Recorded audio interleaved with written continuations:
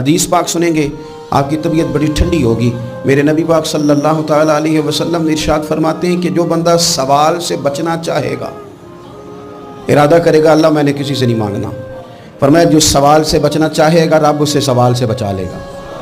اور جو لوگوں سے بے نیاز ہونا چاہے گا، کہے گا یا اللہ مجھے دنیا داروں کا محتاج نہ بناؤ، اپنی بارگاہ سے عطا فرما۔ جو لوگوں سے بے نیاز ہونا چاہے گا اللہ لوگوں سے بے نیاز کر دے گا۔ اور فرمایا جو صبر کا ارادہ کرے گا اللہ اسے صبر کی توفیق بھی عطا فرما دے گا۔ ارادہ تو کرے، پروگرام تو بنائے، توفیق تو اللہ دے گا۔ جو صبر کا ارادہ کرے گا اللہ صبر کی توفیق بھی عطا کر دے گا۔ اور حضور صلی اللہ تعالیٰ علیہ وسلم فرمانے لگے یاد رکھو کسی بندے کو جو بہترین تحفہ دیا گیا ہے نا، اگر کسی کو کوئی بہترین عطیہ ملا ہے تو پھر اللہ تعالیٰ نے اسے صبر عطا فرمایا ہے۔